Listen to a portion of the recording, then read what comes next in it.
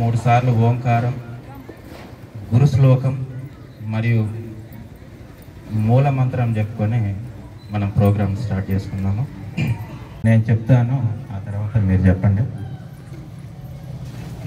అఖండ మండలాకారం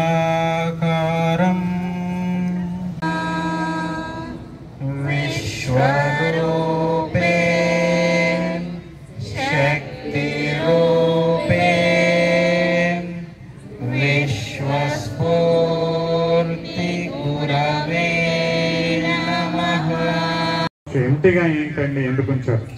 గురువు గారు ఆధ్యాత్మికంగా వారి ఈ చైర్లో ఆసీనులై ఉండి మనందరినీ కూడా మనం ఏం మాట్లాడుతున్నాం, ఏం చేస్తున్నాం, ఏం ఆలోచన చేస్తున్నాం అనేటువంటిది కూడా వారు గమనించగలిగేటువంటి స్థాయిలో ఉన్నారు. అది వారు ఆ ఆసన ప్రాణాయామ ధ్యానం ఇప్పుడు ఏదైతే మనం ప్రస్థాన సాధన అనేటువంటిది మనకి తెలియజేస్తారో ఆ విధానాన్ని అవలంబించే వారు ఆ స్థాయికి వెళ్ళారు.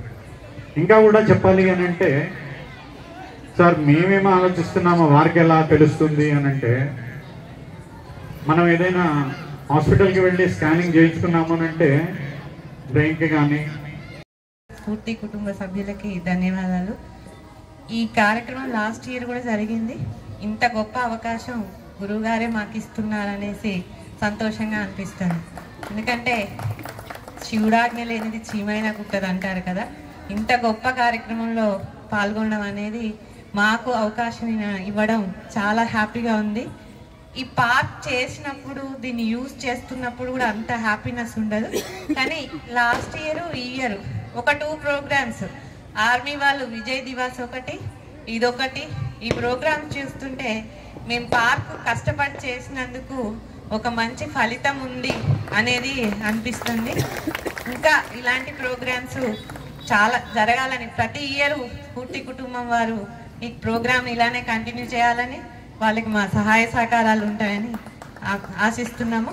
ఇంకొకటి, మార్నింగ్ ఆఫ్టర్నూన్ నుంచి మీరు వింటూనే ఉన్నారనుకుంటా ఇక్కడ పాటలు కానీ భక్తి ప్రవచనాలు కానీ.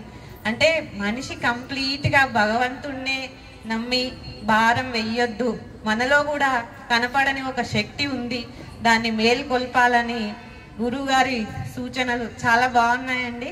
చాలా ఇన్స్పిరేషన్గా ఉన్నాయి.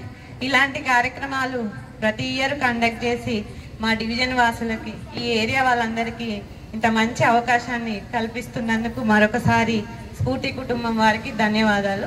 అందరూ కూడా, ప్రతి ఒక్కళ్ళు అందరికీ అవకాశం ఇవ్వండి, ఒక్కొక్క దీపాన్ని వెలిగియండి, ప్రతి ఒక్కరికి ఛాన్స్ వస్తుంది. కాబట్టి నాకు ఈ అవకాశం ఇచ్చినందుకు మరొకసారి ధన్యవాదాలు. చేసుకొని వారి అనుభూతిని చాలా చక్కగా తెలియజేశారు. ఇక్కడ ఒక పాజిటివ్ వైబ్రేషన్స్ ఉన్నాయి. ఇక్కడ చేసుకుంటే మాకు సంతోషం అనిపించింది. మళ్ళీ ఇక్కడే జరుపుకుందామని చెప్పగానే ఇందాకనే చెప్పారు శ్రీమతి పగడాల విద్య గారు, కార్పొరేటర్ గారు. అది మాకు ఎంతో ఆనందంగా అనిపించింది. వారి స్థాయి ఎటువంటిదో అదంతా కూడా మనకు అనుభవపూర్వకంగా తెలవాలి అంటే మనం చేయవలసింది ఏమన్నారు? ఆసనం, ప్రాణాయామం, ధ్యానం.